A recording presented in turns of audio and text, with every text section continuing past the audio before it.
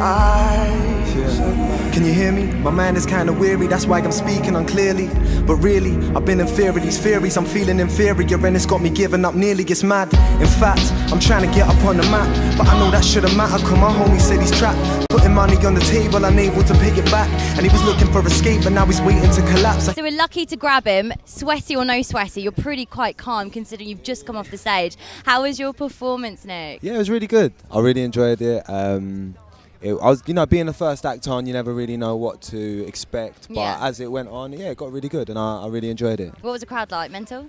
They were cool. They were a bit reserved at first. I think they were trying to kind of feel me out, but no, they warmed up, which was good. Okay, so how would you get the crowd to really kind of warm up? It's a bit awkward, right? You're there doing your thing, people just staring at you. Do you know what? I just like to take the mick out of myself. I think whenever you see someone who doesn't take themselves too seriously, I think it automatically relaxes you a little bit. So. Yeah.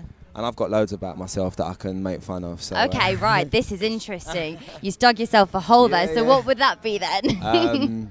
My dancing's pretty bad, but I like to dance. So, I'm from Essex as well. So whenever you say you're from Essex, I think people... What are you saying? Exactly. There's suddenly a load of connotations, probably negative, that arise.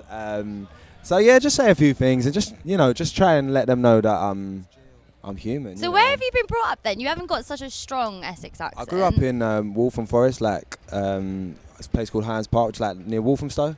Oh I've got family down there. Yeah. So I grew up there. I moved out. To be honest, I don't live in real Essex. I live in Ilford, which is the outskirts of East London. Yeah. So I've lived in Ilford for the last 9 years or so. So yeah. Awesome. The only time I've been to Ilford is when I went to Cineworld. Am I allowed to say Cineworld? Are we allowed to say Cineworld? Do you know what? Last time I went Cineworld, the armrest? Yeah. It was just a piece of plywood with some nails kind of. That was a very long time ago. When I went, you could put them up and down. Oh, really? Yeah. Proper techno there. Proper techno. No, there's Ilford Cineworld.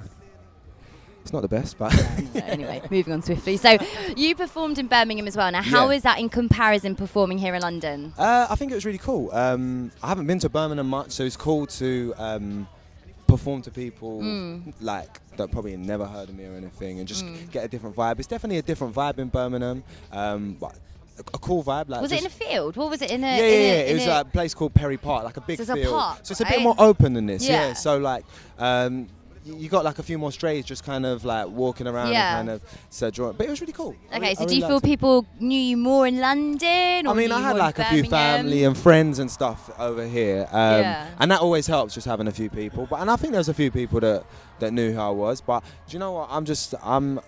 I enjoy being an up and coming rapper, and people don't know who I am. That's a great opportunity for me to give them a good first impression. Absolutely, and that's the main reason we wanted to speak to you, really, just to get to know your roots, what your style is, what your music's all about, really. Cool. About all of the times that I would find something to write them off in my mind, but why? Well, if nobody knows, neither do I. And I'm hoping I don't say this to myself. I'm hoping if I say it, it will help.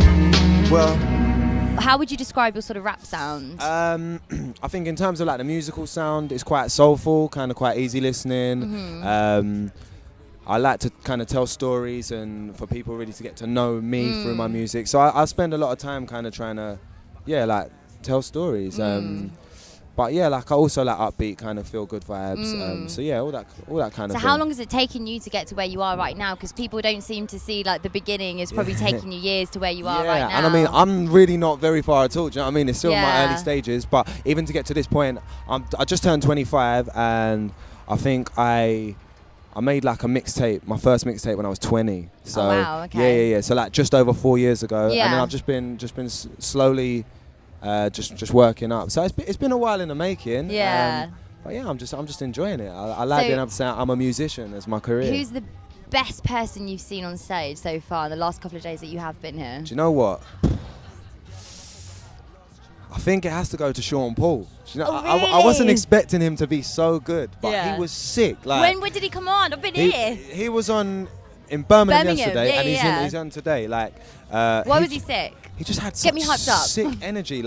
I can't do a Jamaican accent, you know. Yeah, so. I'm not even going to try to set it up sounding Indian. Yeah. But A it's little just man, look, I'm sounding Indian now. like, I couldn't really understand the word he was saying, but he was a sick performer. His band were incredible. Yeah. The whole tent was just vibes in. Like it was like a throwback to like 8 years ago. You know, Sean Paul was sick, and Outkast were incredible. Really?